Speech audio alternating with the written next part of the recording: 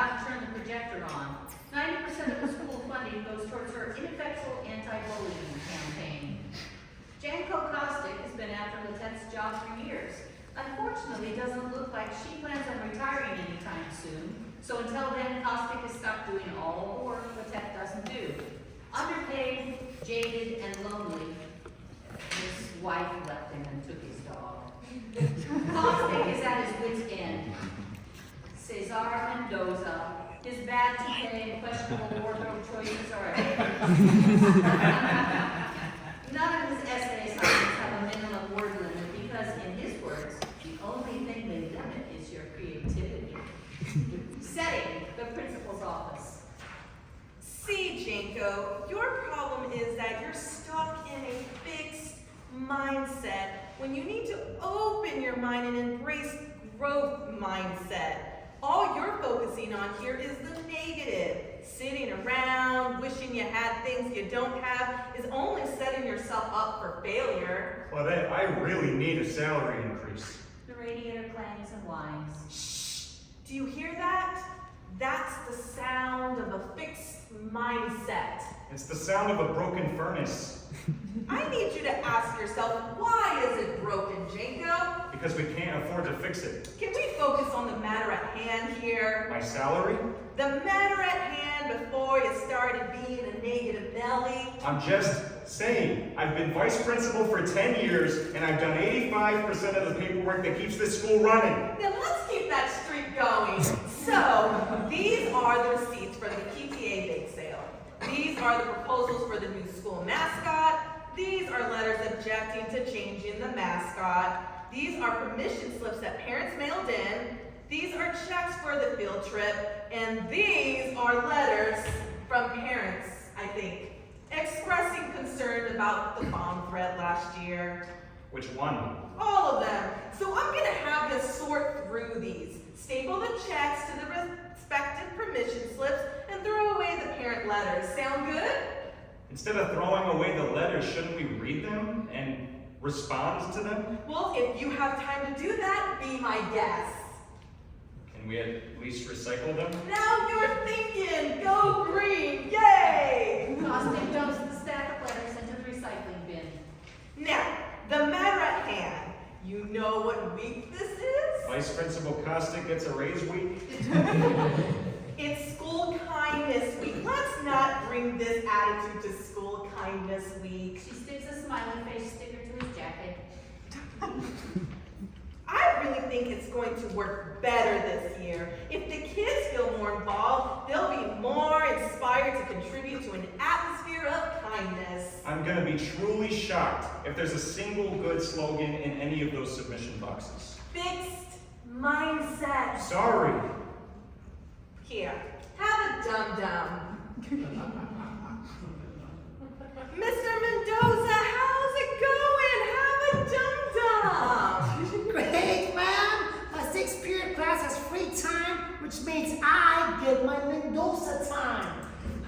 I ran out and got cupcakes if anyone wants some. I feel like your students get a lot of free time. I'm encouraging independent thinking. That's why none of my essays have words limits, ma'am. The only thing they limit is your creativity.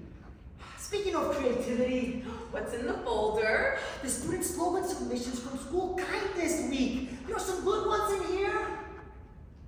Topics include anti-bullying, discouraging drugs, positive thinking, school shootings, stopping them. We want to stop them. I think we also need to reward the kids for stepping up to make a school a better place. Well, last year they got rewarded with a bomb threat on the first day of School Kindness Week, which I think is a great indicator of how effective this whole thing is. Maybe we should give them cupcakes, or a pizza party, or a pizza and cupcake party. We can keep track of different students' kindness scores, and the class with the most points wins the cupcake/pizza party. We don't have the money to buy children pizza and cupcakes for being kind. That's what the PTA is for. Maybe we could go back to hitting them with yardsticks when they're not kind.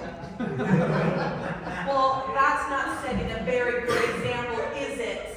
Janko, you can sitting in on different classes and making tallies for each kid when they do something kind. Then at the end of the year, we add up which class has I don't have time to go around to every classroom making sure the children are being kind. That's right. Janko don't have time to go around to every classroom making sure all the children are being kind. Maybe I would if you didn't make me do all your goddamn paperwork. Which it's School Kindness Week, for crying out loud. Okay. Then maybe we can assign various students to be kindness officers who go around. Oh, I like that. Come around and hand out. Oh, dum-dums! To kids who they see being kind. Oh, and they can have little uniforms. We can give them armbands and with smiley faces on them. I don't think we should do that. You're right. Then kids will start sucking up to the kindness officers through only being kind in front of them. Yes, Caesar. That's the reason we shouldn't have kids in uniforms and armbands patrolling the hallway.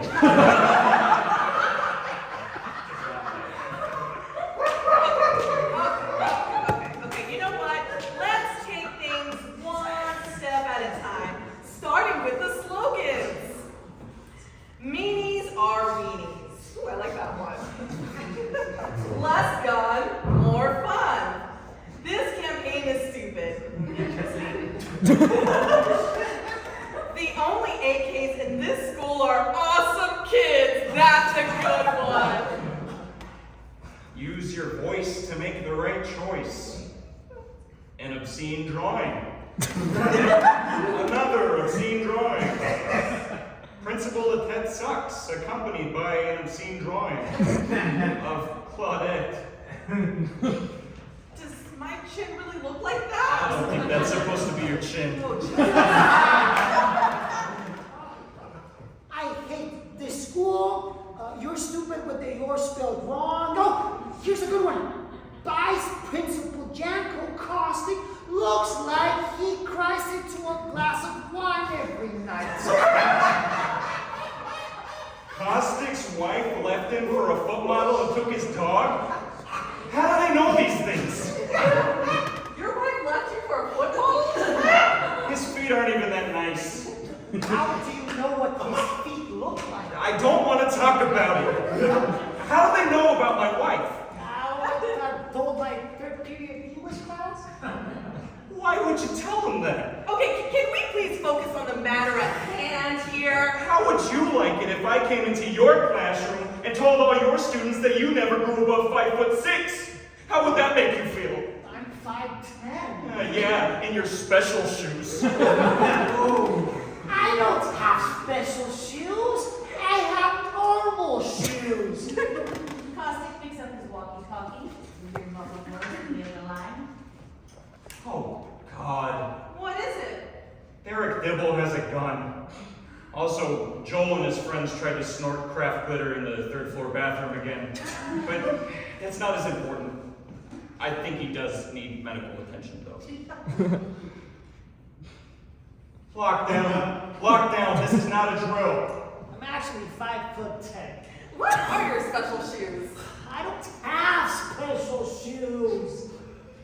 Caustic leaves, followed by Mendoza. The only AR you should bring to school is academic responsibility. Ooh, I like that one. Put that gun down, Derek. This is not acceptable behavior for School Kindness Week. Lizette leisurely shelters herself under the desk, enjoying a dum-dum. The radiator wheezes again, accompanied by a troubling grinding sound. The sounds of shooting rise above the radiator. Gunfire, screaming, sobbing, sirens fade to black. Lights up next year. Lieutenant sits at her desk opposite Caustic. She's carrying an Uzi and has a holstered Glock. Caustic is wearing a Kevlar vest and carrying a semi-automatic rifle. So, about the raise. Mendoza enters with twin bandoliers and a grenade launcher over his shoulder. Hey, you wanted to see me? Look, everybody. New year, new Claudette. Notice anything new? The Glock? The Uzi? New highlights! L'Oreal Highlight Blonde. And Rosa peers down the barrel of his grenade launcher. Can we focus on the matter at hand? Right. So, given the events of last school year, this school year, instead of School Kindness Week, I'm thinking we should maybe go for School Kindness Month. Radiator acts up again, banging and screeching, like it's about to rip off the wall and explode. Dum-dums. Blackout. End of play.